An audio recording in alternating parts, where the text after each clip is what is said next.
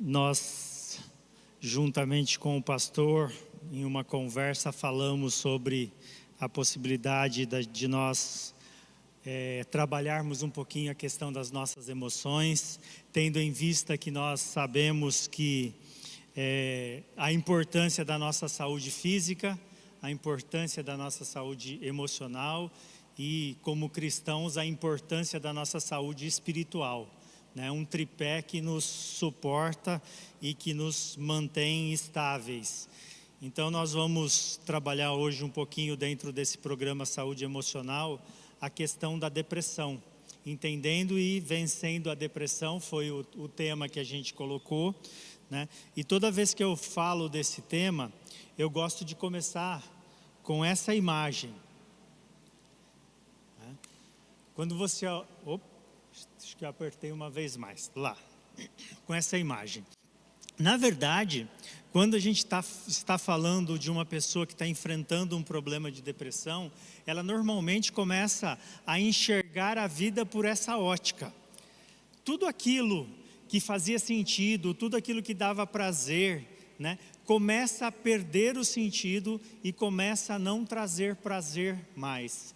E a pessoa deixa de fazer e deixa de gostar de fazer aquilo que era importante, aquilo que era relevante para a vida dela, e isso entra e conduz num ciclo que não é legal. Então nós vamos trabalhar sobre essa perspectiva. Às vezes nós temos aquela percepção, e por muito tempo foi cultivado isso na nossa mente, que a depressão é uma frescura, que o problema emocional é algo de pessoas fracas, de pessoas que não estão preparadas para a vida. E aí nós guardamos esses conceitos na nossa mente e acabamos rotulando as pessoas assim. E acabamos sofrendo mais, porque em algum momento das nossas vidas, a nossa emoção também estará fragilizada, também estará precisando de cuidados, e como a gente tem essa concepção errada, muitas vezes nós negligenciamos as nossas emoções. Isso é muito ruim, não é bom. Então vamos lá, o que nós pretendemos falar e qual é a nossa expectativa para hoje, para a gente alinhar. O nosso objetivo, então, é que a gente possa bater um papo. Eu falei para todos virem aqui para frente, bem pertinho.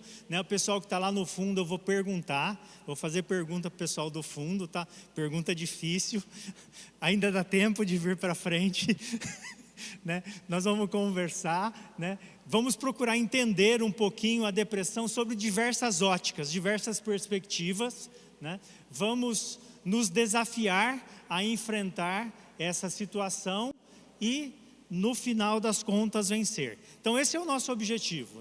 Para que a gente siga, é considerado os dois grandes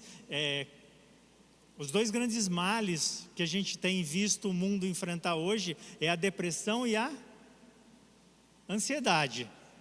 Depressão e ansiedade, Você conversa com as pessoas, e esses são os dois grandes desafios que a gente enfrenta hoje, Então nós vamos fazer um pouquinho de conceitos, sintomas, diagnósticos, origens e causas, fatores de riscos, um estudo de caso sobre a depressão, Sendo bem rápido aqui nesse escopo, O que é a depressão? Quando você procura uma definição sobre depressão, a definição que a gente recebe é essa: é alguém que está abatido, alguém que está triste. Então essa é a definição mais comum e é a etimologia, é o sentido da palavra. Então é um distúrbio emocional que pode levar a um estado de abatimento e infelicidade, que pode ser transitório ou pode durar por um período longo de tempo. Como é que você entende isso? Como é que patologicamente você caracteriza isso? Aparecem diversos sintomas que afetam a área, afetam principalmente a área afetiva e a área emocional, mas que acaba gerando distúrbios físicos também. Distúrbios físicos vêm acoplado a isso. Então vamos lá. Eu acho que aqui a gente começa uma parte que é bastante importante e que vai começar a abrir a nossa perspectiva sobre a depressão. O que diz a psicologia cognitivo-comportamental? A psicologia cognitivo-comportamental é uma das psicologias mais aceitas na medicina hoje, né? É uma das psicologias que é mais indicada pelos médicos.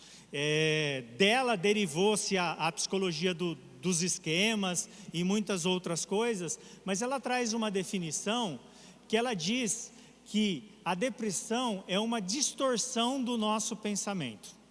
Algum momento que o nosso pensamento está distorcido, né? E ele está distorcido como? Com uma visão negativa de si mesmo, do outro e do futuro.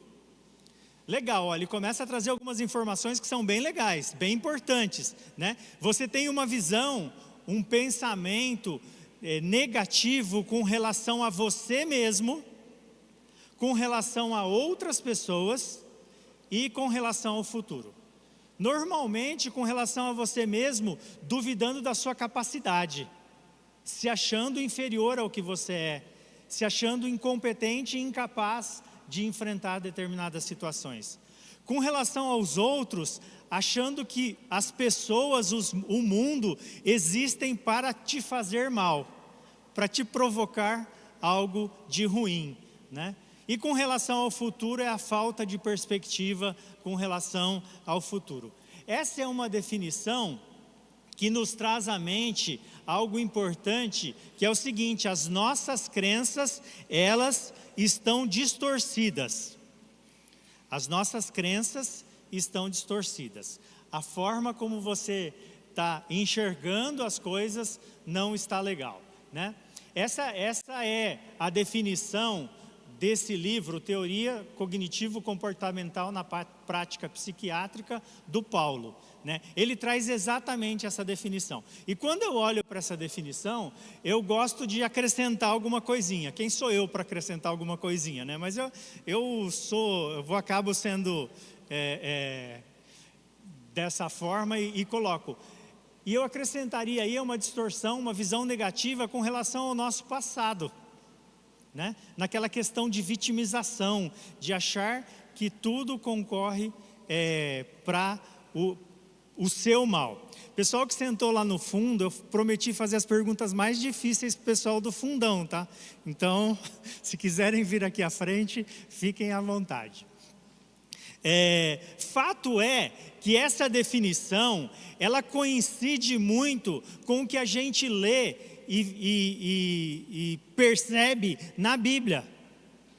Romanos diz que nós só vamos experimentar qual é a boa, agradável e perfeita vontade de Deus quando nós transformarmos a nossa mente.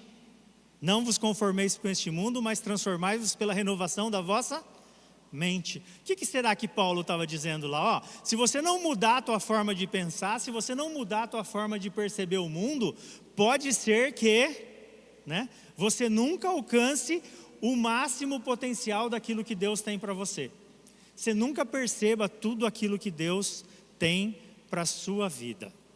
Então, nós abrimos uma primeira frente com essa definição da cognitivo-comportamental, que parece que está muito alinhada com a Bíblia, de que nós precisamos cuidar das nossas mentes, nós precisamos cuidar das nossas crenças, a gente precisa cuidar da forma como a gente percebe e enxerga as coisas.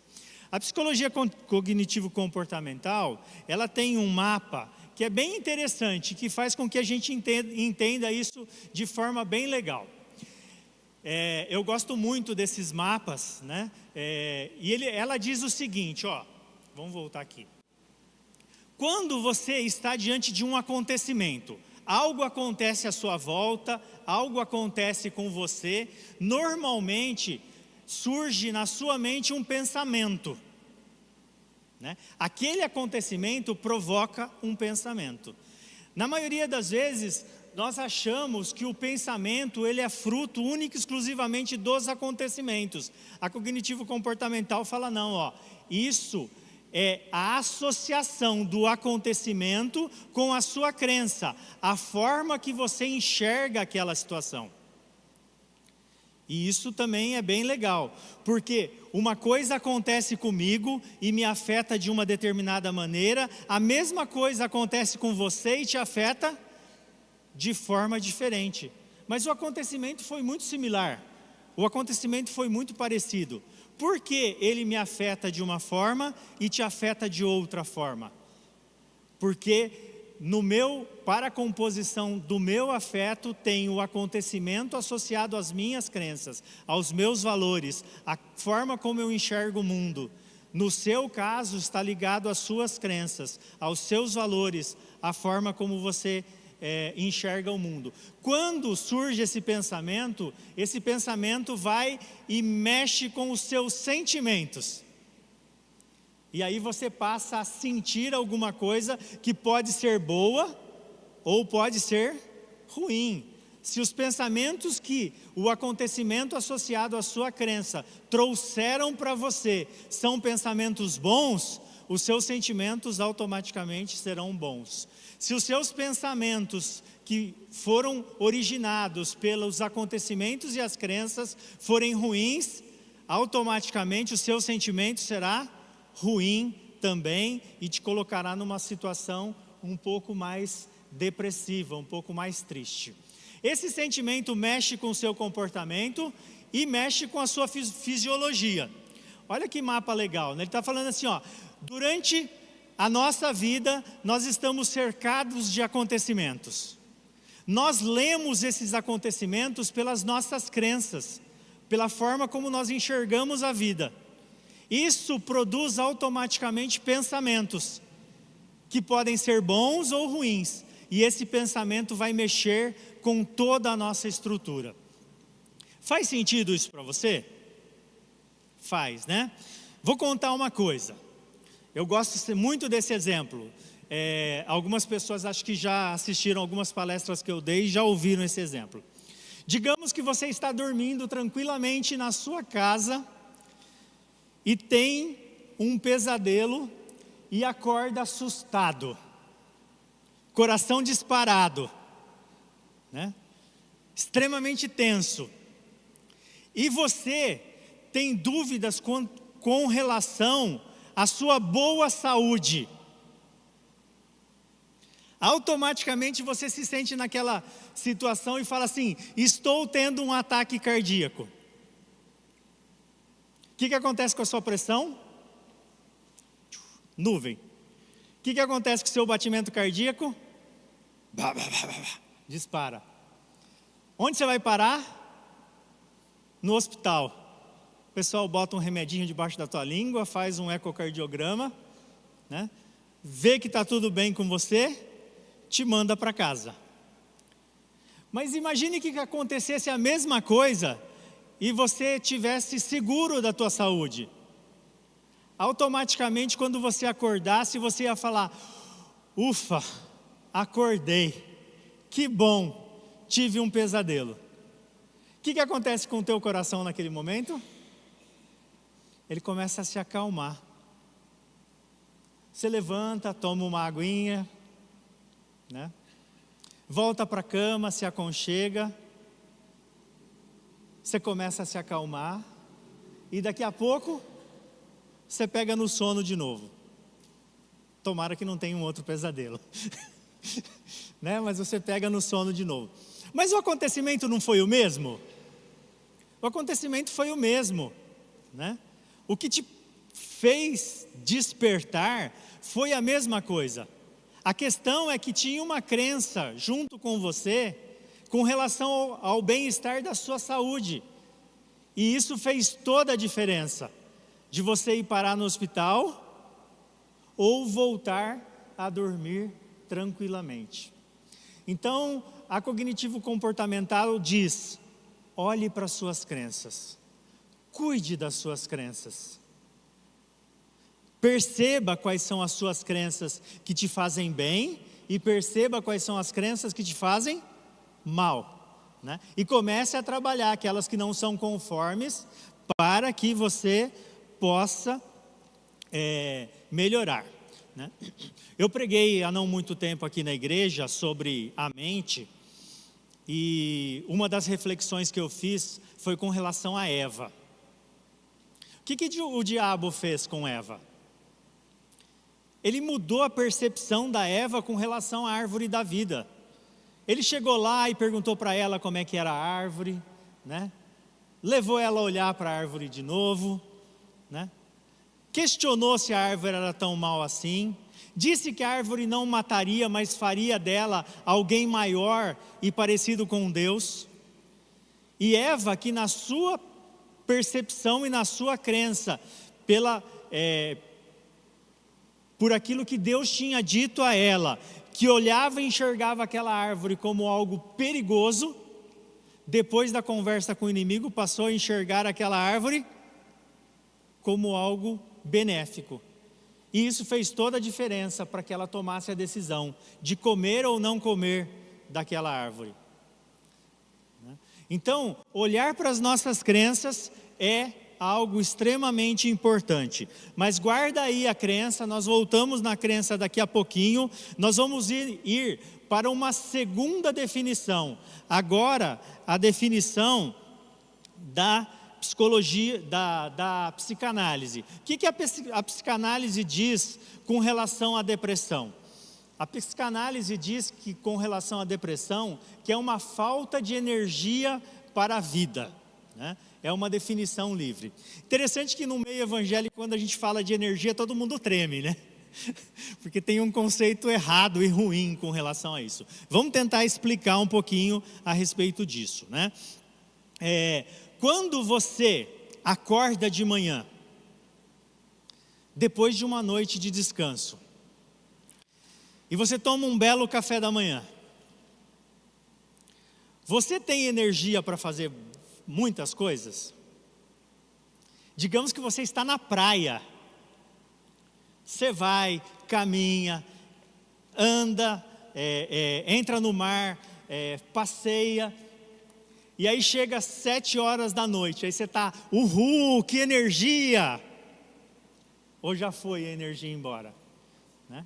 Significa que a nossa energia física, ela é limitada, né? Nós temos uma energia para fazer o nosso corpo se movimentar, ela é limitada e ela precisa ser cuidada sempre, ela precisa ser reposta sempre. Você se cansou, você precisa descansar, você precisa se alimentar, você precisa dar um tempo necessário para o teu corpo, para que ele renove as suas energias e ele possa funcionar a pleno vapor também. O que a psicanálise diz é exatamente isso. Nós temos uma energia emocional, que se nós não cuidarmos dela, ela é drenada e aí ela falta. Imagine que você acordasse na praia, naquele lugar bonito, de manhã, com a mesma quantidade de energia que você tinha às 6 horas da tarde. Aquele dia seria proveitoso? Aquele dia não seria proveitoso. Aquele dia você, apesar de estar num lugar maravilhoso, apesar de estar onde você queria estar, né, apesar de poder fazer coisas muito legais, você não tem energia para fazer isso, né? Então você enxerga aquilo daquela forma. Então a psicanálise diz assim: nós temos uma quantidade limitada de energia. Se a gente não usar bem a nossa energia, ela vai faltar para a nossa vida. Legal. Vamos em frente então, que aqui também a gente consegue fazer algumas reflexões bem interessantes. A psicanálise, ela diz que nós temos uma mente consciente, uma mente pré-consciente e uma mente inconsciente. Eu não vou explicar isso muito a fundo, porque levaria muito tempo, né? O fato é que está no consciente tudo que você está lembrando, está no inconsciente aquilo que você não está lembrando agora, mas que você pode lembrar, e está no seu inconsciente algo que você esqueceu, que você não tem acesso mais, mas que em algum momento pode voltar, tá? E você tem uma estrutura de cobrança com relação a você. Existem pessoas que se cobram muito. Existem pessoas que se cobram pouco, né? A psicanálise enxergou isso e falou assim, ó, você tem um sensor, você tem uma censura, você tem um superego, que dependendo da forma como você foi criado, da sua genética, das suas experiências de vida, você coloca mais peso sobre você, ou você coloca menos peso sobre você, né? O fato é, né, que existe dentro da nossa mente uma estrutura que ele chama que é muito mais arcaica, que é movida pelo prazer, e uma estrutura que passou pelo processo educacional, que é movido pelo ambiente, pela realidade. Então essas duas estruturas dentro da nossa mente, elas começam muitas vezes e diante de algumas situações fazerem oposição umas à outra, né? Ficou difícil de ver lá. Aqui está mais fácil ver. O que a cognitivo-comportamental chama de acontecimento, né? Nesse mapa da psicanálise, vem como essas siglas: visão, audição, tato, olfato e paladar. Ou seja, o meio que te faz se relacionar com o mundo, né? Que nada mais é que os acontecimentos. Quando acontece alguma coisa à sua volta... Está ruim o som aí? Ah, tá, desculpa. Ah lá, o meu sensor acabou de... Quando acontece alguma coisa à sua volta, né, automaticamente o seu id, a sua estrutura mais arcaica, que é movida pelo prazer, ela manda você tomar alguma providência com relação àquilo. O seu ego, né, se ele não pode permitir que você faça aquilo, né, ele vai fazer um processo de contra-investimento, ele vai impedir que você faça aquilo que você quer fazer, né? Para entender isso daí facilmente, né, digamos que nós estamos aqui, né, nesse momento, conversando, e o Ezequiel, né, levanta lá e vira: pô, Roberto, você devia ter se preparado melhor para essa palestra, né? Tá muito chato isso daqui, né? Pô, você me tira de casa, me traz aqui para ouvir esse monte de baboseira, né? O que meu ídio vai dizer? Faça a sua mão coincidir com a cara dele. Né? Essa é a estrutura do meu ídio. Aí eu olho para os irmãos e falo assim: nossa, eu estou num ambiente eclesiástico, né? Eu preciso me resguardar. Eu não posso sair daqui e voar no pescoço do Ezequiel. Embora o meu desejo, o desejo do meu ídio, que o meu ídio mandou eu fazer, foi isso, né? Só acontece comigo, eu sei que não acontece com vocês, tá? Sei que nada disso acontece com vocês, é só comigo, né? O meu ego vai dizer assim: não, você não vai poder fazer isso agora. Olha todo mundo olhando para você. Houve um conflito entre o meu id e o meu ego. Eu engoli, eu mastiguei Bombril. Consequentemente, eu guardei lá dentro de mim o que a psicanálise chama de recalque. O que é isso? É um acontecimento associado a uma emoção negativa. Toda vez que eu olho para a cara do Ezequiel, eu tenho vontade de pegar ele pelo pescoço, né? Por quê? Porque toda vez que eu olho para ele, toda vez que a gente se encontra, toda essa estrutura que está reservada lá, o id fala assim: pô, você não fez ainda, hein? Que banana é você? Vai lá e faz, né? O que isso quer dizer? Que toda vez que você guarda um recalque, que a psicanálise diz que é um evento associado a um quanto de afeto, associado a um afeto, no seu inconsciente, ou no seu pré-consciente, ou no seu consciente, esse evento está roubando energia de você. Portanto, aquela quantidade de energia que você tinha para a vida, que era limitada, que começou a ser drenada e direcionada para guardar lá dentro de você coisas que você não resolveu, e sentimentos que não são bons, tiram a sua energia de viver. E aqui você sabe do que nós estamos falando, né? Em conceito bíblico. Nós estamos falando de perdão. enquanto eu não me movimentar em direção a Ezequiel e não tirar esse afeto dessa lembrança, ele vai continuar consumindo minha energia e, consequentemente, eu vou ter menos energia para viver. Quanto mais eu guardar lá dentro, quanto mais sentimentos ruins eu tiver dentro de mim, quanto mais lembranças associadas a sentimentos negativos, né, que eu tiver dentro de mim, menos energia eu tenho, e portanto naquela definição da psicanálise, mais eu tendo para um processo depressivo, mais eu tendo a ser aquela pessoa num lugar maravilhoso que é a praia, mas tão cansado, tão esgotado, tão sem energia, que eu me jogo na cama e fico prostrado, porque falta energia para viver.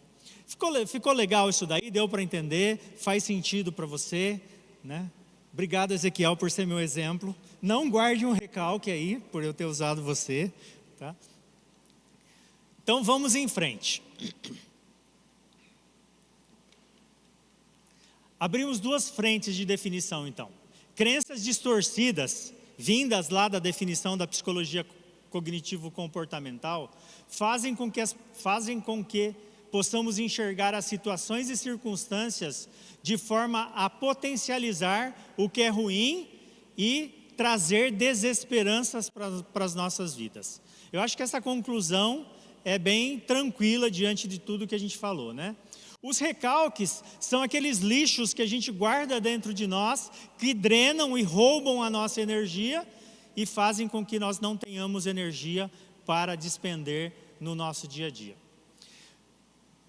Isso quer dizer o seguinte: enquanto nós não mudamos a nossa forma de pensar, ou não trocamos a nossa forma de pensar por uma mais conforme, nós estamos sujeitos a pensamentos e a crenças que vão sempre fazer com que a gente enxergue o mundo, as circunstâncias, as situações de uma forma muito mais penosa do que elas de fato são ou do que elas de fato poderiam ser. E os recalques, né, enquanto nós não compreendemos, né, e não perdoamos os outros e a nós mesmos, nós carregamos um monte de recalques. Porque eu citei o Ezequiel, mas eu posso fazer alguma coisa, né? Eu até falei, né, que banana você é, né, de não ir lá e pegar ele pelo pescoço, né? Essa é um momento em que eu cobro de mim algo muito intenso, que eu não deveria fazer, e eu posso gerar um recalque, e eu precisar perdoar a mim mesmo, né? Então, quando eu não dou perdão para o outro e não dou perdão para mim mesmo, né, eu fico sujeito a gerar um monte de lixos que vão fazer com que as minhas emoções sejam afetadas. Bom, a gente colocou aí duas linhas de visão e duas coisas que são muito coerentes e fazem muito sentido com aquilo que a Bíblia nos diz. Perdão é fundamental, se nós quisermos ter uma vida mais leve, uma vida mais boa, uma vida melhor. Existe mais boa? Não sei. Vamos em frente. Mudar a forma de pensar, para que nós possamos ter um pensamento mais conforme. Vamos um pouquinho à frente, né? Para a gente tirar um pouco daquela visão da frescura, né? Depressão é uma doença orgânica, né? Há evidências que mostram a alteração química no cérebro da pessoa deprimida, principalmente com relação aos neurotransmissores, substâncias que transmitem impulsos nervosos entre as células, né? E aqui, né, eu peguei, né, o serotonina, a noradrenalina, a dopamina, são todas afetadas, né? Mas aqui eu peguei uma imagem, né, que dá para a gente perceber isso, a ação orgânica do problema emocional.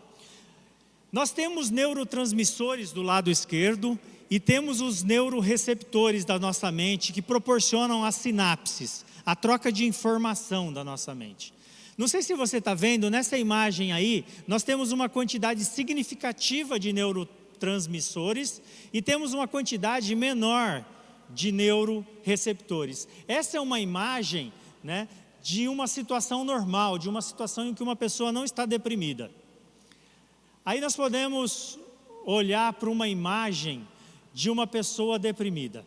Olha a quantidade de neurotransmissores, como ela diminui. E olha a quantidade de neuroreceptores, como ela está aumentada. Significa que as sinapses do nosso cérebro, a nossa capacidade fica reduzida. É uma ação emocional, mas que afeta diretamente o nosso físico. Aí a gente só pegou a questão das sinapses, mas nós poderíamos pegar a questão orgânica, né? Quando você fica ansioso, muito ansioso, né? Eu não sei, mas provavelmente alguma coisa física acontece com você. Tem pessoas que começam a ter dor de estômago, tem pessoas que vão no banheiro algumas vezes a mais, né? Tem pessoas que começam a ter ânsia de vômito, taquicardia, dor de cabeça, né? Oi? Mão suando. Ah, se for ter que falar com a namorada, né? Quando era adolescente, a mão...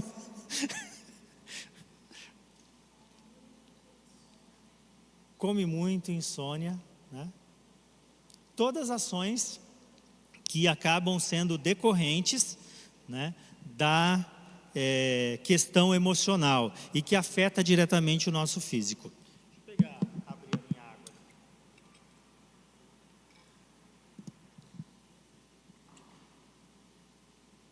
Vamos em frente. Ciclo da depressão, né?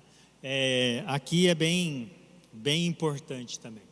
A depressão é um estado emocional, né? Nós estamos falando de saúde emocional. A depressão é um estado emocional, a ansiedade é um estado emocional. Mas pelo que nós vimos, ela afeta o nosso organismo. E o nosso organismo afeta nosso estado emocional. E isso vira um ciclo vicioso, né? Um vai afetando o outro e vai comprometendo o outro, e enquanto nós não quebrarmos esse ciclo, né? E a gente já viu que a gente tem duas formas de quebrar esse ciclo: mudando a nossa forma de enxergar a vida e mudando a nossa relação com as pessoas e exercitando o perdão com relação ao outro e com relação a nós mesmos, né? Só para reforçar um pouquinho da questão orgânica, né, e que é importante e vai fazer sentido daqui a pouquinho. Existe, se você for nesse site do UOL aí, tá a referência depois se você quiser pegar, tem a história de uma pessoa, de um americano que sofreu um acidente que comprometeu o seu cérebro, né? Teve algum evento que deu algum problema em parte da sua massa encefálica. E quando você lê a história dele, ele era uma pessoa, né, que era muito honesta, cumpria os seus compromissos, tal. E depois desse evento, ele se tornou uma pessoa completamente diferente. Teve mudanças significativas. Ele passou a ser uma pessoa não tão honesta assim mais, não tão, né? Porque houve uma alteração física que comprometeu completamente o seu comportamento, né? Essa abre um outro flanco para a gente, que a gente vai trabalhar daqui a pouquinho, né? Que mostra que a depressão, ela pode ter a origem nas duas coisas que nós falamos, mas ela pode ter uma origem também física. E nós não podemos negar isso, né? Eu conheço um caso, né, de uma pessoa muito próxima de nós, que teve um processo depressivo e automaticamente através dos exames, percebeu que ela estava com um problema de coração. E ao estar com um problema de coração, a sua oxigenação no cérebro diminuiu. E ao diminuir a sua oxigenação no cérebro, consequentemente, ela passou a ter problemas, né, de energia.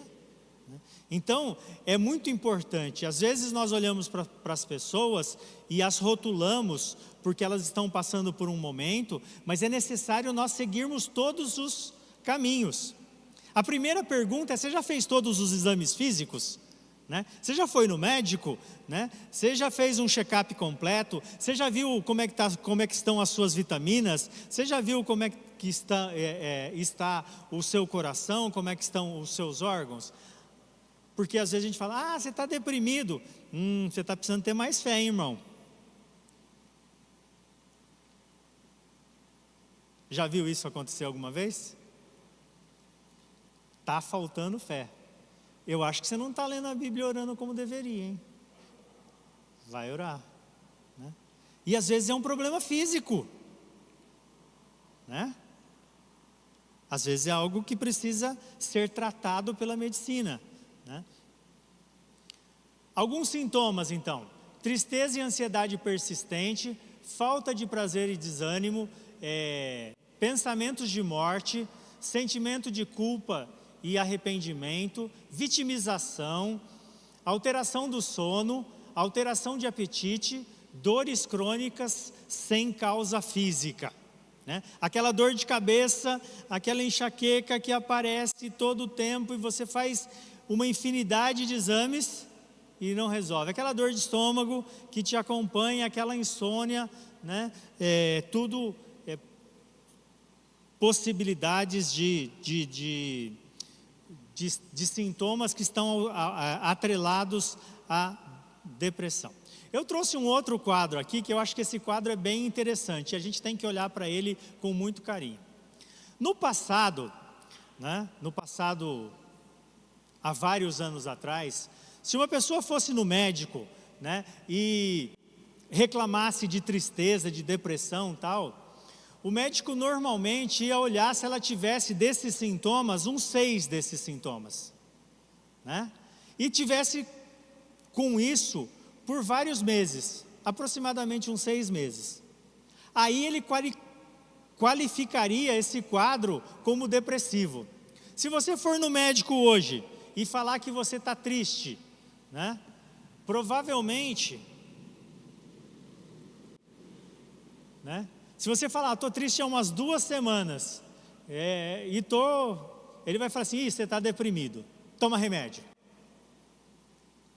Qual é o grande problema disso? O grande problema é que a gente criou uma mentalidade de que a gente não pode ficar triste, que a tristeza é uma impossibilidade. E no meio evangélico isso às vezes é até mais forte. Crente não pode ficar triste, porque crente tem que estar sempre mostrando os dentes, crente tem que estar sempre alegre. Mas não, nós somos humanos, tem dia que a gente está triste mesmo, né? Tem dia que a gente acorda e não está bem. Legal, tudo bem, não tem problema, né? Se isso perdurar por um tempo muito grande, né, aí é melhor a gente cuidar, né? Mas a gente também tem que se permitir, às vezes, estar triste. Estar triste não significa ser infeliz, né? A felicidade não tem a ver com momentos de tristezas, né? Se aconteceu alguma coisa, né? A Rita botou eu para dormir na casinha do cachorro. Você acha que eu vou estar feliz? Alegre? Óbvio que não, né? Naquele dia eu vou estar triste. Eu vou no médico e falo assim: estou deprimido, minha esposa me botou para dormir na casa do cachorro. Ele vai falar assim: constrói uma casa mais confortável. Né? E tudo bem, né? Não é porque a gente tem momentos de tristeza, né, que a gente está deprimido. Momentos de tristeza todos nós temos, né? Nós precisamos nos permitir, muitas vezes, ter momentos de tristeza. E quando essa tristeza começa a tomar uma proporção que começa a gerar muito sofrimento, aí é importante que nós tomemos providências.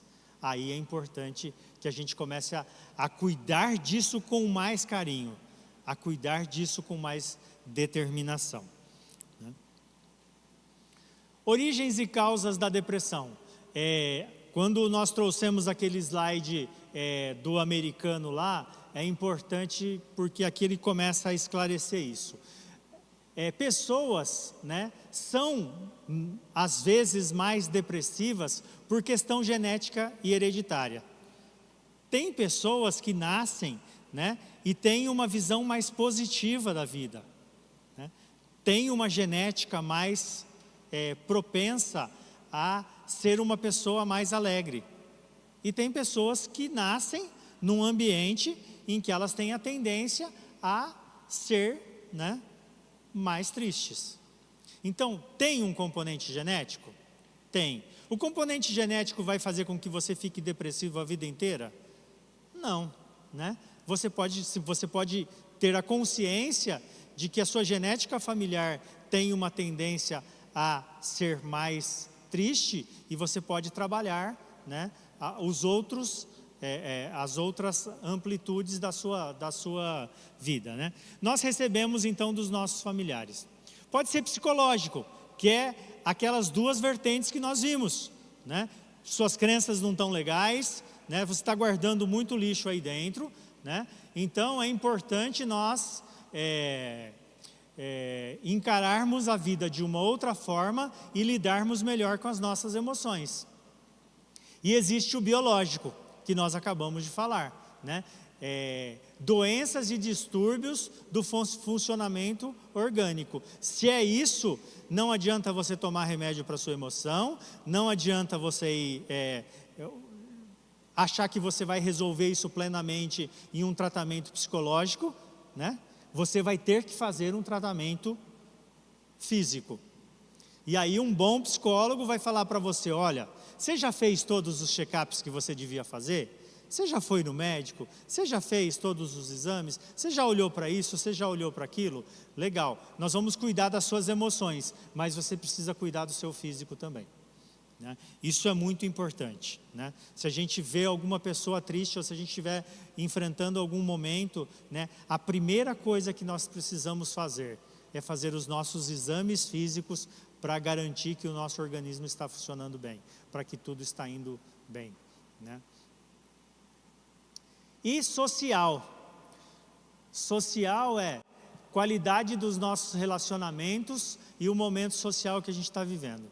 Quando a gente está às voltas com pessoas que só falam coisas ruins, que só reclamam da vida, ó céus, ó dia, ó azar, não vai dar certo, Lipe, lembra do desenhinho, né? Essas pessoas drenam a energia. Se a gente é assim também, né, só fica reclamando da vida o tempo inteiro, né? Nos nossos relacionamentos, a gente só se junta para falar ruim. Assiste o Da Pena, sai de lá e fica falando das coisas ruins que aconteceram. E aí você fala 1 hora, 2 horas, 3 horas, e vai enchendo a sua mente de coisa ruim, né? No final das contas, né, o seu relacionamento social, o seu ciclo de vida, ele está focado em coisas ruins. Você não vai poder ser uma pessoa alegre dessa forma, né? Você não vai poder fazer uma transição legal. Então, é muito importante a qualidade dos nossos relacionamentos. E muitas vezes uma pessoa que tende, né, à tristeza, ela tende também ao isolamento. Ela começa a se isolar das pessoas, ela começa a querer ter uma vida um pouco mais sozinha, mais solo, e isso se torna também um ciclo não muito bom. Causas e origens, né, emocionais. Vamos focar então no que nos interessa, né, que é a questão emocional propriamente dita. O que pode nos levar à depressão na questão emocional? Sentimentos de perda, né? Perdemos alguém que nós amamos muito. Isso vai afetar a nossa emoção, né? Se nós não cuidarmos bem do nosso luto, se a gente não se permitir vivenciar o nosso luto, e não cuidarmos do nosso luto, a nossa emoção vai ficar prejudicada? Há pessoas que não se permitem ao luto. Há pessoas que não se permitem a abandonar o luto. Estou muito triste, meu marido morreu. Quanto tempo faz? 52 anos. Tem alguma coisa errada, né? Um ano, né? Um tempo até você reconstruir a sua vida, até você elaborar aquela situação, né? Mas você ficar agarrado àquilo a tua vida inteira, né? Vai te levar a uma vida mais infeliz. Expectativas e frustrações. Quando as nossas expectativas não estão atreladas à realidade, consequentemente elas causam frustrações que vão fazer com que o nosso emocional seja afetado, né? E como a gente gera expectativas desalinhadas com a realidade. Eu vou me casar. Vai ser um príncipe sentado num cavalo branco, que vai fazer todas as minhas vontades, que nunca vai ficar bravo, que vai me tratar como uma princesa. Expectativa? Vamos falar um pouquinho sobre isso domingo de manhã, né? Na nossa mensagem sobre família. E a realidade é essa? E aí, quando a realidade aparece, a expectativa estava desalinhada com a realidade, a consequência é uma grande frustração. E a frustração é um dos sentimentos mais terríveis, né? Quando você espera que algo aconteça e esse algo não acontece da forma como você espera, né? Você acaba se sentindo muito, muito mal. Lembra daquela parte de cima da psicanálise lá, o sensor, o superego? Autocobrança. Quando a cobrança que nós fazemos sobre nós mesmos é além daquilo que nós mesmos podemos suportar, né? Não, eu tenho que ser perfeito. Não, eu não posso errar. Não, eu não podia ter agido assim. Não, isso não pode, né? E você não se permite ser humano. Quando Deus diz que nós somos pó, Salmo 103, né? Ele está falando lá sobre a gente falhar e fala, Deus sabe que nós somos pó, né? E o grande problema disso é que muitas vezes, quando nós não temos uma cobrança tão grande sobre nós mesmos, a tal ponto de não poder aceitar os nossos erros, consequentemente nós não podemos pedir perdão também por eles. E aí nós não resolvemos. Você fez isso? Mas eu fiz isso por causa disso. Não. Foi culpa do outro. Mas lá dentro, a nossa autocobrança sabe? Foi você mesmo, né? E fica lá um recalquezinho, né? Fazendo mal para você. E os distúrbios de pensamento? Esse foi o primeiro que a gente fez, né? As nossas crenças desalinhadas com a realidade, fazendo com que nós enxerguemos a vida de uma forma ruim. Essa distorção de pensamento, eu gosto de um outro exemplo bem legal, né? Que é o seguinte: imagine que você vai sair aqui da igreja hoje e vai ter que ir a pé para a sua casa. E você precisa no caminho passar por um lugar que todo mundo diz que é muito perigoso. E ali na porta, né, a hora que você estiver ali na porta, você vira para alguém e fala, estou sem carro hoje, vou ter que ir a pé para casa, vou passar lá. Você vai passar lá. Nossa, semana passada mataram um lá. Como é que você vai passar naquele lugar? E aí você está passando naquele lugar, e de repente você ouve passos atrás de você. O que você faz? Você anda um pouco mais rápido. E você percebe que os passos começaram a ser um pouco mais rápidos também atrás de você.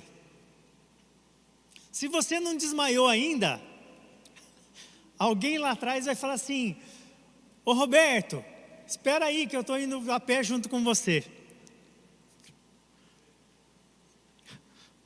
Né? O fato de você ter uma crença de que aquele lugar era perigoso, potencializou em muito os barulhos e os ruídos que você ouviu, a ponto de te deixar extremamente preocupado, né? E quase te levar a um ataque. É disso que nós estamos falando, né? As pessoas querem o seu mal. Ele falou isso porque ele não gosta de você. Se o seu marido se preocupasse de fato com você, ele nunca faria isso. E aí, ou se a sua esposa realmente amasse você, né? Ela ia cuidar um pouco melhor dessa situação. E aí nós vamos nos carregando de distorções de crenças e pensamentos que fazem com que a gente enxergue a vida de uma forma muito mais penosa. Bom, vamos em frente. Alguns fatores de riscos, então, com relação à depressão e potencializadores. A solidão, o isolamento, né? Quando nós estamos tristes, nós tendemos a nos isolar. O isolamento potencializa, né? Vivências estressantes, história familiar de depressão, a questão da genética, problemas de relacionamento, tensão financeira ou desemprego, né? Nos coloca em uma situação terrível. Traumas ou abusos de infância, idade avançada, à medida que a gente vai envelhecendo, é um fator de risco e um potencializador para a depressão. Se você está com alguma enfermidade, alguma dor crônica, né, também é. Uso de álcool e drogas, né? As pessoas às vezes falam assim: você está triste, toma uma, né? Só que o toma uma resolve no momento, mas o efeito colateral é uma situação que se instaura. Então, drogas e álcool não é a solução. Embora muitas pessoas busquem nas drogas e no álcool a solução para os seus problemas emocionais, né? Problemas de saúde, né? E as mulheres, segundo pesquisa, têm tendências a serem mais depressivas ou terem mais eventos de depressão do que os homens. Mas foi para isso que a gente veio, né? Como vencer a depressão, né? Foi aquilo que nos trouxe aqui, né? Procure ajuda em pessoas e em Deus. O isolamento é a pior coisa que a gente pode fazer. Se você começa a se perceber triste, a se perceber deprimido, busque ajuda. Não tenha medo, não fique envergonhado, né? Se cerque de pessoas que podem te apoiar, né? E cuide da sua fé também e do seu relacionamento com Deus, né? Mudança de estilo de vida, ou seja, comece a cuidar do seu corpo, né? Comece a trabalhar um pouquinho mais a sua saúde. Exercícios físicos são muito importantes neste momento, né? Desenvolva habilidades emocionais, né? Terapia não é coisa para louco, né? Louco vai ser internado. Terapia é um processo evolutivo. Você pode fazer um processo conversando com um líder espiritual, com um pastor, com um psicólogo, com um psicanalista, com um amigo que tem uma estrutura emocional melhor que a sua, né? Mas o procurar ajuda em alguém que esteja habilitado para te ajudar é muito importante, né? Procurar ajuda em alguém que não está habilitado a te ajudar só vai piorar a situação, só tende a piorar a situação, né? E se for necessário remédio, medicamento, busque ajuda dos medicamentos, né? É importante porque às vezes nós falamos assim, não, o medicamento vai fazer com que eu fique dependente dele, então não vou tomar. Você já conversou com uma pessoa que estava deprimida e quando você fala uma coisa para ela, ela entende o que você está falando naquele momento, mas 1 minuto depois ela volta a falar tudo o que ela falava antes? E você repete de novo tudo aquilo e 5 minutos depois ela volta ao mesmo estágio anterior. A gente chama isso de capacidade de elaboração, né? Ou seja, naquele momento não importa o que você vai falar para aquela pessoa. A emoção dela está tão fragilizada, que ela não consegue, de nenhuma forma, trabalhar a sua mente, os seus pensamentos, para resolver aquela situação. Aí ela precisa de um medicamento para chegar a uma estabilidade. Vou fazer uma outra pergunta. Você já conversou com alguém que estava muito bravo?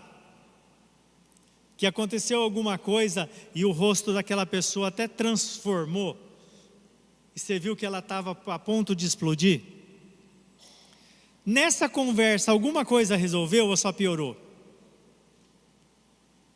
Só piorou? Só piorou. Porque naquele momento a pessoa não está preparada para conversar. É momento de respirar. É momento de deixar ela se estabilizar emocionalmente para que você possa tratar aquela situação. Às vezes, como casais, nós pecamos muito nisso, né? Não damos o tempo necessário para o outro se recompor para que a gente possa ter uma conversa de solução e não uma conversa de problema. Então,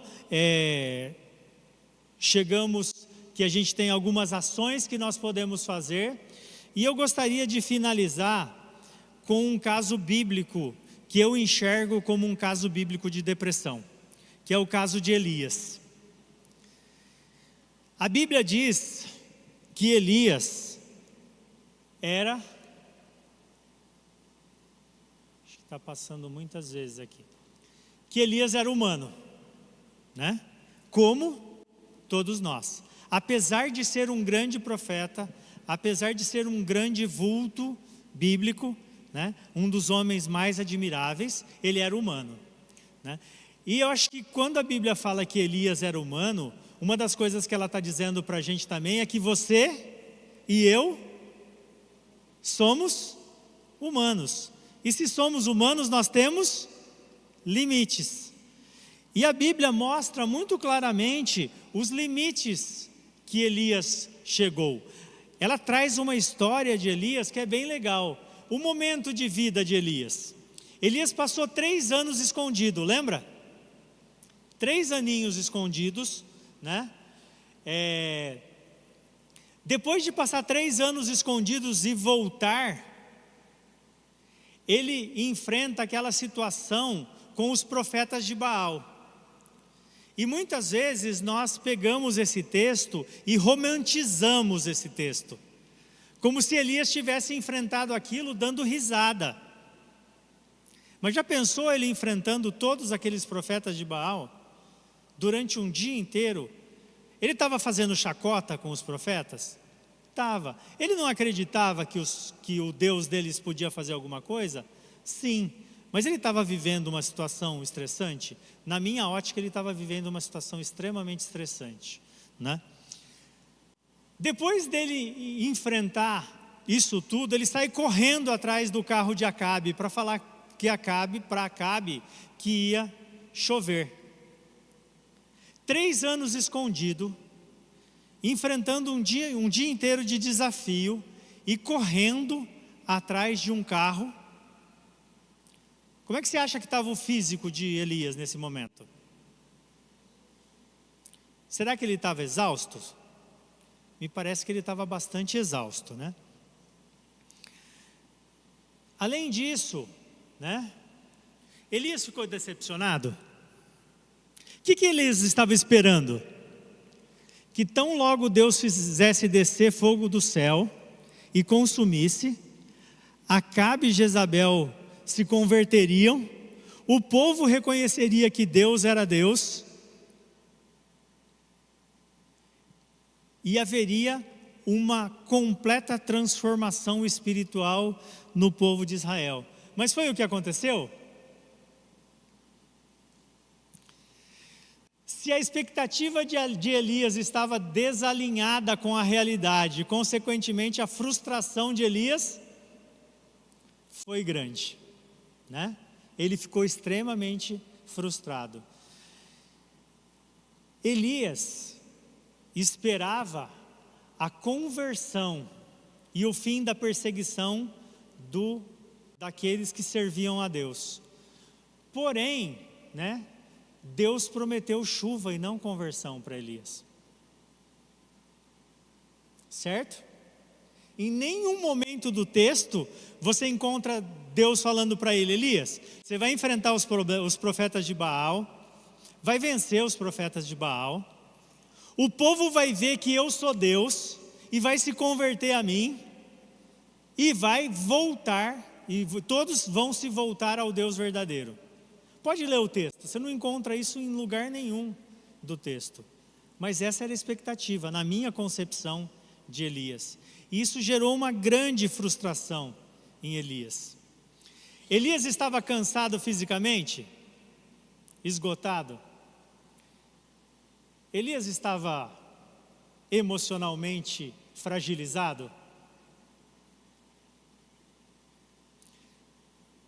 Olha mais uma coisa. Depois de tudo, de achar que eles iam se converter, Acabe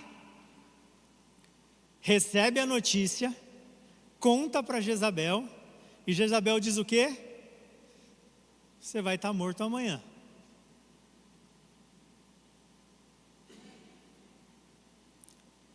E ele sabia que a mulher não era fácil, que ela ia botar todo mundo no cangote dele, que podia esperar que não ia só ser 3 anos não, né? Ia ser muito mais de anos escondido, senão para conseguir pegar. Ele ficou com medo, claramente ele ficou com medo, né? Foi ameaçado de morte, né? Olha as reações de Elias. Lembra quando a gente falou que à medida que você fica entristecido, a tendência é você se isolar? Fuga e isolamento. Ele foi para o deserto? Foi para o deserto, né? Autopiedade. Quando Deus começa a conversar com ele, o que Elias diz? Eu tenho sido zeloso, né? Mas só sobrou eu. Tadinho de mim, né? Ele começou a sentir pena dele mesmo. Olha, a gente não está denegrindo Elias. Elias é humano. A gente só precisa olhar para isso e se espelhar nisso e entender que essas coisas às vezes acontecem conosco, né? Não é nenhum exercício de menosprezar Elias. Elias é um dos maiores vultos do Velho Testamento, né? Ele foi um homem extremamente usado por Deus, né? Nós só estamos olhando uma situação específica da vida dele, mais nada, tá? E enxergando que se um homem da estatura dele passa por isso, por que eu não posso passar? Né? Por que eu não posso enfrentar algo semelhante, né? Então, as ações de Elias, né? Ele foge, se isola, né? Ele dorme muito e ele sente piedade dele mesmo. Quais foram as ações de Deus? Deus deixou Elias descansar? Elias dormiu, Deus foi lá: Elias, acorda, toma um pouquinho de comida, Elias. Deu comida para Elias, Elias comeu. O que Deus fez? Deixa o camarada dormir mais um pouquinho, não descansou o suficiente. E Elias descansou mais um pouquinho. E Deus deu comida para ele, Elias, de novo, e deixou ele descansar. Deus restaurou o físico de Elias? Deus restaurou o físico de Elias. Elias estava muito fragilizado fisicamente. E Deus deu o tempo que ele precisava para se recompor fisicamente. Deus deixou Elias mudar a sua perspectiva de pensamento? Elias, o que você está fazendo aí? Elias fala o que ele está fazendo ali. Deus questiona Elias? Não, Deus deixa Elias desabafar. Elias desabafa. Aí, Deus vai lá e questiona Elias de novo. E deixa Elias falar de novo, desabafar. Eu não estou certo se foram 2 ou 3 vezes. Eu acho que foram 3 vezes, que Deus questionou Elias sobre isso, Deixou Elias desabafar. Deus fez terapia com Elias? Deus fez terapia com Elias. Fala, Elias. Fala que eu estou ouvindo. E Elias falou, desabafou. E Deus não falou, não, Elias, está tudo errado, cara. Não, Deus deixou ele falar. E deixou ele falar, deixou ele desabafar, deixou ele pôr para fora. E como é bom desabafar e pôr para fora, Ter alguém que nos ouve e não nos recrimina. Simplesmente deixa a gente falar, Questionou, deixou desabafar. E depois, Deus começou a mostrar uma nova perspectiva para Elias. Quando Deus diz, Elias, você não está sozinho. Tem 7.000 que não se dobraram diante de Baal. Naquele momento Deus começa a virar a chave de Elias, para que ele perceber que ele não está sozinho, que ele não é vítima. Se um dos problemas era a vitimização, Deus foi lá e falou assim, olha, você não é vítima. Eu estou cuidando de você, mas eu estou cuidando de mais 7.000. Eu estou cuidando de mais gente. Deus fez uma terapia com Elias de forma completa, ouviu Elias, deixou Elias desabafar, e quando Elias desabafou e estava pronto para ouvir, só aí, Deus foi lá e mudou a perspectiva de Elias. E Deus fez mais. Depois de mudar a perspectiva de Elias, Deus foi lá e deu novos objetivos de vida para Elias. Ele foi lá e falou, Elias, eu tenho coisa para você fazer ainda. Você vai lá, vai fazer isso, você vai ungir não sei quem, você vai... Não acabou, Não está acabado para você. Tenho muitas coisas para você ainda. Deus ofereceu uma nova perspectiva de vida, novos objetivos e novos propósitos para Elias. Olha que processo legal. Cuide do seu corpo. Ofereça descanso, ofereça alimento, dê tempo para você pensar, Mude a perspectiva. E trace novos objetivos e novos propósitos. E aí você vence a depressão. Vamos fechar? Já estamos conversando há 1h07. Vamos fechar então, depois a gente abre para alguma consideração. Concluindo, todos nós somos humanos, portanto, a depressão é uma possibilidade que pode bater a porta de todos nós. Não é frescura, é um momento, que se ele chegar, nós precisamos lidar com ele.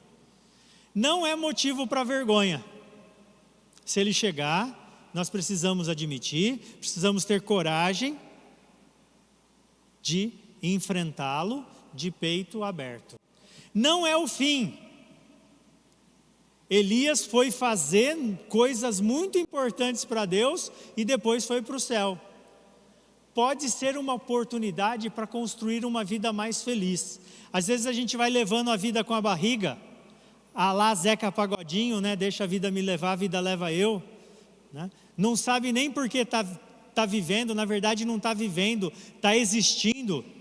E chega um momento desse em que o galho é chacoalhado, e aí você fala assim, opa, está na hora de tomar uma atitude, uma decisão, e aí você pode enfrentar os seus dilemas e construir uma vida mais feliz. Momento de tristeza todos nós temos. Momentos de tristeza não é depressão.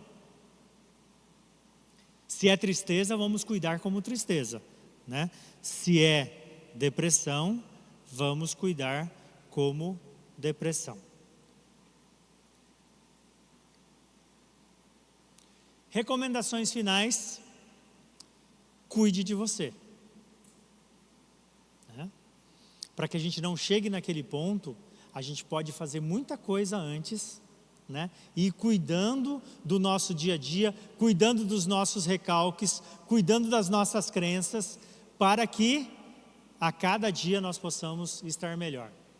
Evite extremismos, né? Aquela questão da vitimização, tudo é extremo, né? Ou as pessoas me amam ou as pessoas me odeiam.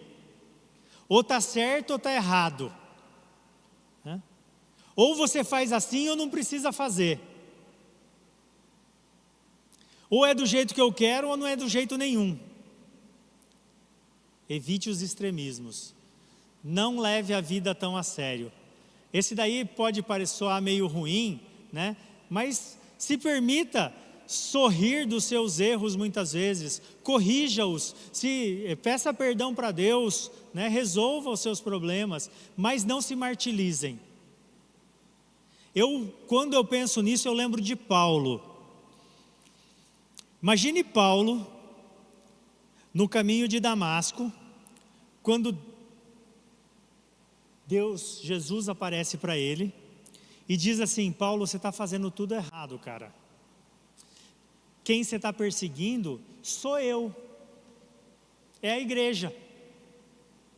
Você acha que você está me servindo, mas na verdade você está trabalhando contra mim. E você matou pessoas, Paulo. Você prendeu pessoas. Naquele momento, Paulo só tinha duas coisas a fazer. Ou ele encarava a realidade, pedia perdão para Deus e se perdoava, ou ele ficava louco. Concorda com isso? Porque se ele carrega esse fardo nas costas, ele não ia ser o novo Paulo. E aí ele diz uma frase que para mim ela é esclarecedora. Uma coisa faço, esquecendo o que fica para trás, eu vou para o alvo, né? Mudou a perspectiva. Fiz besteira? Fiz besteira. Reconheci, pedi perdão, fui perdoado por Deus, me perdoei, e agora é hora de construir uma nova história. E eu enxergo isso como não leve a vida tão a sério, com tanto extremismo, né? Começamos assim, mas é muito melhor ter uma vida colorida, né? Uma vida em que a gente enxergue a beleza. Eu pedi para um amigo que trabalha com inteligência artificial para ele mudar essa foto. E ele fez isso, né? O cara no banquinho, olhando tudo cinza, olhando um lago colorido, verdes, né? Só uma questão de perspectiva. Bom, o meu conteúdo nós fechamos aqui. Não sei se alguém quer fazer alguma consideração, pode discordar também. Dá uma... Fechamos? Alguma pergunta? Não? Vamos lá, Francisco. Então, nós estamos conversando, eu, pastor, a irmã Elaine, a irmã Moab, que trabalham com essa área, né, também do emocional, da gente fazer um programa de saúde emocional. E aí a gente provavelmente vai ter algumas repetições com alguns outros temas relevantes, né, com algum de nós ministrando. Mas vale a pena ter mais? Vale a pena? Você vem na próxima? Então nos animou. Mais alguém? Alguma pergunta? Não? Vamos agradecer a Deus então e vamos fechar? Obrigado, Deus, pelas nossas vidas, pelas pessoas que aqui vieram, por aqueles que vão ouvir, Senhor, esses momentos que nós passamos aqui falando sobre depressão. Que o Senhor possa nos dar sabedoria, Senhor, sabedoria do Teu Espírito, para que nós possamos cuidar do nosso físico, para que nós possamos cuidar do nosso emocional e para que nós possamos cuidar muito, muito bem da nossa vida espiritual, para que nós possamos ter uma vida estável, Senhor, e possamos experimentar a Tua boa, agradável e perfeita vontade se cumprindo de forma integral nas nossas vidas. Louvamos o Teu nome, em nome de Jesus. Amém.